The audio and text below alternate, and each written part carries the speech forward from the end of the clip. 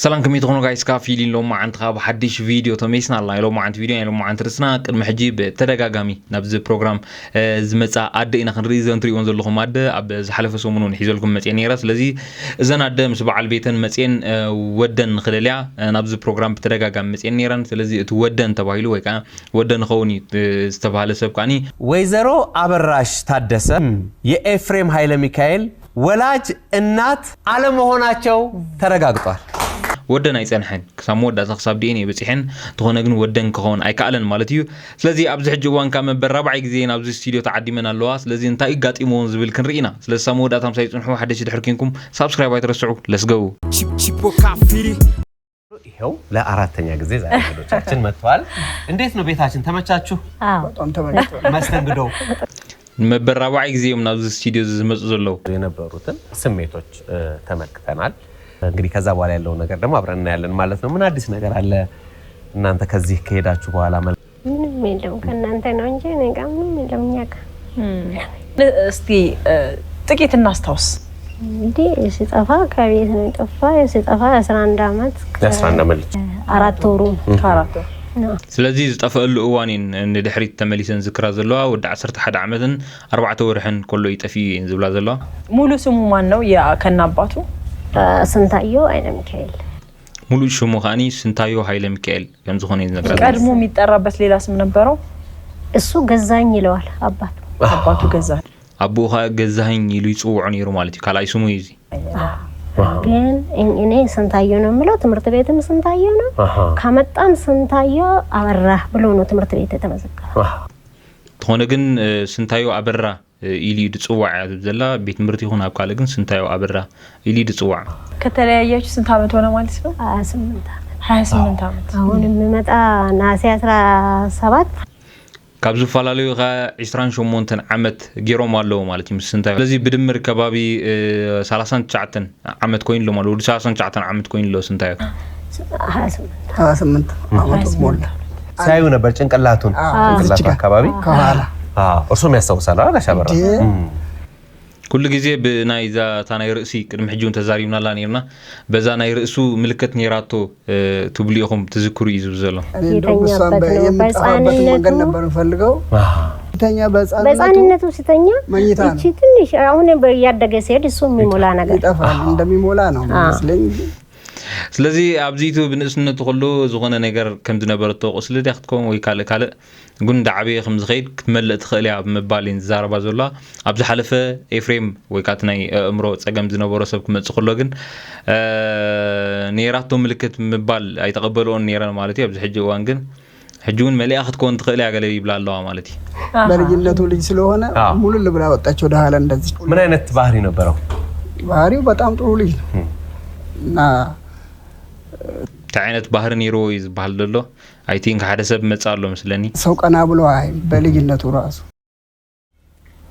سوق نعيدو عير أنيم الناتور ميفرال إنه ميفرال يعني من ما نارجو نعم تمرتو ده مو بتأم جوز تمارين فاند سالاتشو لجاتو تاجيتار سنتايو تاجيتار فاند سالاتشو سنتايو ترخيبو مبال هم تريو ده لهم زمت تصنعي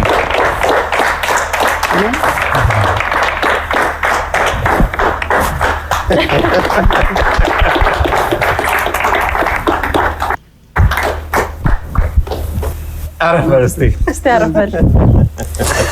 እናመሰግናለን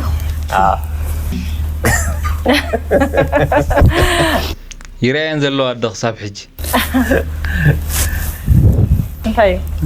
ደህና ነህ كسر مسكين እንኳን ደህና መጣ كان ده نبي ስለዚህ خلاص ስንታዮ ተረኺቡሎ ማለት እዩ ቅድሚ ሕጂ ኤፍሬም ይኸውን ተባሂል ነይሩ ሕጂ ኻኒ ስንታዮ ዝብል መጽኢሎ ማለት እዩ ስለዚህ እዚ ምናልባት ጥዕና ስለ ዘለውን ሙሉእ ክዕል ስለ ዝኽእል ታሪኹ ክኸውን ተኽእሎታት ኣሎ ማይ እንዴት ነው ኣደ ክሳብ ሕጂ እንዝሪያ ዘለዋ እንተስ ምልክታት ዲን ዝሪያ ዘለዋ ወላ በቀኛ ትፈልጠን ሪኻ ብሎ ኣሎ ብዙም ባይሆን በደንብ ባይሆንም ያው አስታውሳለሁ እንዴት ማስታወስ ከመይ እንታይ ትዝክር ብሎ ኣሎ ሙጣር ያ ባይ ዘ ወይ አንድ አመት ሆነ ተጥረሰኛል እንግዲህ ልጅነት አይምሮ ስለሆነ እንታይ ትዝክር ብምባል እንደ ሓተው ዘሎ ቁርብ ምስ በለንካ ወደ 11 ዓመት ኮንካ ስትርስዕ ገለ ብሎላ ብዙም ያው ጣልቄ ባላቀውም ያው የማስታወስ ነገሩ ያው ብይታው ይኖራል ብቻ መቼስ ያው ስለሆነ ነው እንጂ ያው አስታውስሻለሁ ሰቤት ጣምታ ትሪው አለሁ እናቴን አደኻዴት ብሎላ እናቴ ሞንሽልማ እርግጠኛ ስለሆንኩ ነው እንትኑ ላይ ሳይ ታለነሱ ይደወልኩላቸው ውጪ ነበርክ ኧረ እኔ እዚህ ኢትዮጵያ ውስጥ ያለው ወፃ ሀገር ኔርካ ዲኻ ኢልዮ ሓይቶስ ግን ኣብ ኢትዮጵያ ውሽጥ የዘለኹ ኢሎ እዚሁ ነው ያለው ማለት ከዚህ በፊት ፋዘር የሰጠኝ ፎቶ ነበር እሷ ፎቶ ያው በሆነ አጋጣሚ ጠፋ ዋሌት ውስጥ ነበርና ተሰረቁ ቅድም ሕጂ ኣቦይ ዝሃበኒ ስእሊ ኔራ እዩ ዝብል ዘሎ ስእሊ ናይ ኣዲኡ ማለት እዩ እንትኾነ ግን ምስ ፖርቶፊሌ ቅድሚ ሕጂ ጠፊኣትኒ እዩ ዝብል ዘሎ ነዊሕ ጌራ ካብ ጠፋኣኒ ይሉ ዘሎ አምቦ ቤድን ሰዓት ሁሉ ጊንጪ ሁሉ ምናን ይሁን በልጅነት ጊንጪ እና ባየጋ ሄዶ ያንን ጊንጪ ምናን ኦሎምኮፒ የሚባል ነገር አቅ ነበር ስለዚህ ብንስነቱ ኮሎ ዝነበረ ቦታታት ይዝክሮ ዘሎ ግንጪ ዝበሃል ቦታታት ዲዩ ካልእ ሰፈላለይ ነገር ይዝክሮሎ ማለት እዩ ኦሬዲ ብንስነቱ ዝክሮ ዝክሮሎ እና አምቦ ሲሄድ እንደዚህ ጠይቅ ነበር እንደዚህ አበራሽ ታደሰ እንደዚህ ጊንጪ ኦሎምኮ ምናን ያልኩኝ ማለት ነው ግን በምን በስም አበራሽ ብቻ ስለዚህ ብሽም አበራሽ ጥራይ ሽምክ ርከብ አይካልን ተኾነ ግን ኣብቲ ብንስነቱ ዝክሮ ዝነበረ ቦታታት ከይዱ ከም ዝደለይ ዝነግራ ዘሎ ማለት እዩ ትምህርት ቤትንስ ታውቆ ነበር አዲስ አበባ በመጀመሪያ የተማርክበት ወጥተኛማ የማቀው ብልጭታ የሚባል ትምህርት ቤት ገብቼ ነበር ብልጭታ ምናምን የሚባል ትምህርት ቤት ብቻ ልክ ነው ጋሻ በራ ብልጭታ ነው የተማረው ቅድም ሕጂ ዝተማሃርካሉ ትምህርት ቤት ትፈልጦ ዲኻ ኢልዎት ሰብኣይ አይ ብዙሕ ኣይዝክሮን ግን ብልጭታ ይበሃል መስለኒ ኢሉ ሓይቶም ልክዕ ከም ምዃኑ ከኣኒ ነጊሮሞም ማለት እዩ እንተኾነ ግን ቶም ስድራ ስቲል ኣይተሓጎሱም ማለት ማዕረኽ እንደዚ ወድኻ ተረኺቡሲ ቅድሚ ሕጂ ንሪኦ ዝነበርና መደባት ትበኪኻ ነዊሖም ዝበኺ ነይሮም እንትኾነ ግን ስቲል የረጋግፁ ኣለዉ ስድራ ዝኾነ ደሓን እስኪ ካልእ መረጋገፂ እንስማዕ ሁለተኛ ወደ 3 እስከሚደርስ ድረስ ተምረዋል ከዛ ካብ ካልኣይ ክሳብ ሳልሳይ ወይ ተማሂሩ ትብል ኣላ በኋላ ደግሞ አዲስ አበባ ድርና ማግ ፋብሪካ ያበራ ገብራና መስሪያ ቤት ብዬ ሄጃለሁ አዲስ አበባ ነበር የሚሰሩት ጋሻ በራ እዛ ነው ድርና ማግ አንድ ናቸው ናይ አበራ ገብረሃና ወይ ካ ናይቲ ሰብኣይ ኣዲኡ ማለት እዩ ስራሕ እውን ቅድሚ ሕጂ ዝሰርሓሉ ዝነበረ ቦታ ከይዱ ከም ዝደለየ እውን ነግሮም ኣሎ ማለት እዩ ስራሕ ከዓ ትክክል ጸኒሑ ሳር ቤት ነው መሰራ ከጓደኛዬ ጋር ሆኜ ሄደን ነበረ እንደውም ዘበኞቹ ጋር ምናምን ነገር የለም ምናምን እዚያ ይሰራ አዲስ አበባ ነው የጠየቀው አዲስ አበባ ጠይቀ ማለት ከዛ መጨረሻ በቃ ባግ ተናልኩና ወደ ስራዬና ወደ ቤተሰቦቼ እንትን ማለት ጀመርኩ እንጂ ሞክረናል ያቅማችንን ፈልገ ዊህ ብዙሕ ስለ ዝደለየ ኣብ ኣዲስ አበባ ወፃውን ስለ ዝቕመጥ ስለዚህ ብዙሕ ደልዩ ደብሪቡ ከም ዝገደፎ እዩ ዝነግር ዘሎ ፕሮግራሙን ስናይ ያው ወንድሜ ነው በርግጥ አይቶም መጀመሪያም የነገረኝ ፎቶውን ሲያይ ወንድሜ ማን ነበር ወንድሜ ሄኖክ ጌታቸው ይባላል እንዴ ያይለ ሚካኤል አይደለም ያይለ ሚካኤል ልጅ ብቻ አይደለም ያይለ ሚካኤል ልጅ ሳይሆን እኔን ያሳደገችኝ እናቴ ልጅ ነው እኔን ያሳደገችኝ ከም ሰምዖ ዘለኹም ኣብዚ ነዚ ፕሮግራም ሓወይ ርእይዎ ይዝብ ዘሎ ኣደኻኒ መን ይሓውኻ ኢላ ተሓቶላ ማለት እዩ እታ ዘዕበየትኒ ኣደ ንዑ ዘዕበየት ተወደ ማለት እዩ ስለዚ ደቃ ንዓ ማለት ሰበይቲ ኻኒ ሓቶ ኣለዋ ጌና እኔን አሳድጋ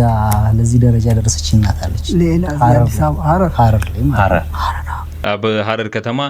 ዘዕበየትኒ ኣደላ ይዝብ ዘሎ እና የእሱ አብሮን ያደግነው ወንድሜ ነው የእሱ ነው አይቶ እንደዚህ ብሎ ነገረኝ بحساب زعبنا حوي አሎ ስለዚህ እሱ ይሪዩ ዝ ፕሮግራም ነጊሩን ይዝብ ዘሎ ከዛ ደግሞ ሳይው እኔም ፎቶን አይሾት የራስ ፎቶ አዎ ደወልኩ ለናንተ መልካም ያበራሽ አዎ ገና አሁን እርሶ ገና ያለውን ነገር ያጣሩ ነው ትክክል ነው እንዴት ነው መስመር እያዘ ነው ገና ተጻሪያ ይኽን ዘለኽን ይልወን እስኪ መስመሩ ይሕዝ ዘሎ ይሉ ሓይቶን አሎ እማይ እስቲ የሚጠይቁት ሊጠይቁት ይፈልጋል ነገር ለሚካኤልን ታውቃለህ ደቂመና ሓቶሎ ሲላብ ጥርጣሬ እንደሎ ኃይለ ሚካኤል ተክሌ ባርቆስ ይባላል አባቴ መቶ አለቃ ነው ኃይለ ሚካኤል አቡ ማለት እዩ አቡ ተፈልጦ ዲኻ በመባል ደቂመና ሓይተኖ እሱ ኣብዛ አቡ የብራሃሉ የደርግ ወታደር ነው 50 አለቃም ነበር በዛ ከአዲስ አበባ ከሄድኩ በኋላም እሱን ፍለጋ እሱን አግኝቼ ነው እሱ ጋር ነው እስከ 8 ያህል ድረስ አብረን ከኛ ጋር እንደሄድኩ እዛ ነው ሄድኩ ያ ብዙ ታሪክ አለው እኮ እስኪ አጫውተን እንደው ታየው ማለት ተሰቃየን ካባና ምስከርካስ ናውዲ ኻኺድካ ወይ ካን ዳቦ ኻዲ ኻኺድካ በመባል ያሐተወሎ ብዙሕ ታሪክ አለው ብላሉ አይ ቲንክ ነግር አይደለም ግን ያሐተወሎ ስንት ስቃይ እኮ አይቻለሁ አይኔን ያጣሁትም እኮ አንተ ነው ስንታየ እኔ አያቴ መጀመሪያ ያሳደገችኝ አያቴ አለች ማን ይባላል የጤነሽ ሀብቴ ትባላለች ያባተናስ አባዩ እና የቡ ማለት እዩ ስለዚህ ሳውንድ ፈልጣ ያብላሉ ሳውንድ ከም ትፈልጣ አዲውን ከም ትፈልጣ ተዛረባላ ግን ኣብዚ ዘይተረዳን ነገር በቃ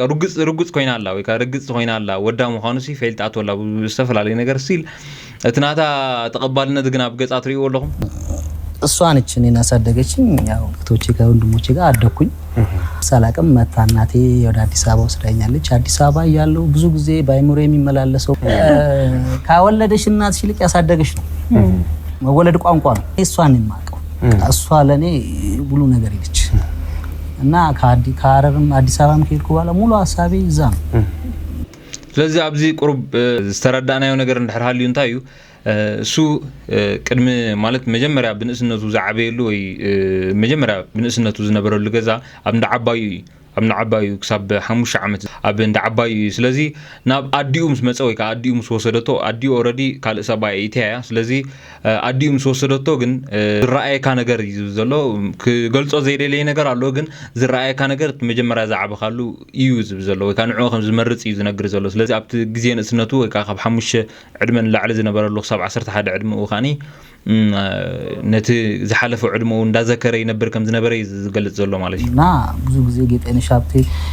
እያልኩ ሊዋጥልኝ አልቻለም እናቴ ጋር መኖር እሱም አበራ በጣም ስለዚህ ክዋሓጠለይ አይካለን እዩ ዘሎ በተዘዋዋሪ ክዋሓጠለይ አይካለን ሰደይ ምህላዊ ወይ ከዓ ደስ አይበሎን ወይ ከዓ አይጣዓሞን ንበሎ አይጣዓሞን ነይሩ በሰዓት ከዛ አዲስ አበባ ሊስትሮ ጠርግ ነበር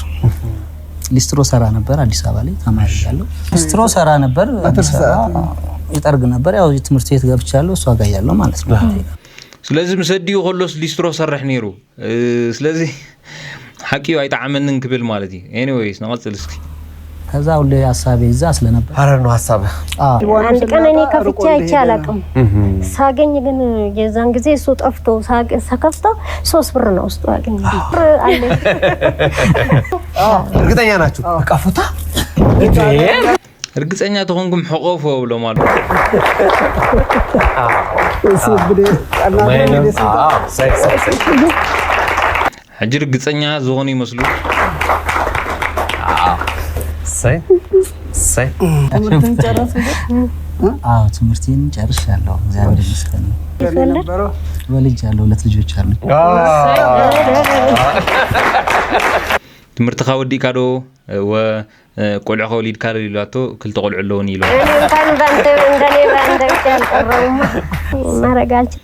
እንጂ ደስ ይልዎን መስለን የልጅ ልጆች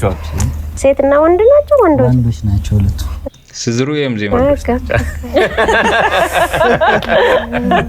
ለዚህ ተዛዋወረ ከም ትሪኦ ለኹም ካብዝን ላዕሊ መረጋገጽ የለን ዘን ኣራባዓይ ግዜ ናብዚ ፕሮግራም ዝመጻ ኣደ ከም ትሪኦን ዘለኹም ውላደን ረኺበን ኣለዋ ማለት እዩ ስንታዩ ዝበሃል እዚኡ ወደን ረኺበን ኣለዋ ማለት እዩ ስለዚ ጋይስ ናይ ሎማዓንቲ ቪድዮ ዝመስል ነይሩ ሓደሽ ድሕር ኮይንኩም ሳብስክራይብ ኣይትረስዑ ሳብ ኔክስት መደብ ንረኸብ ፒስ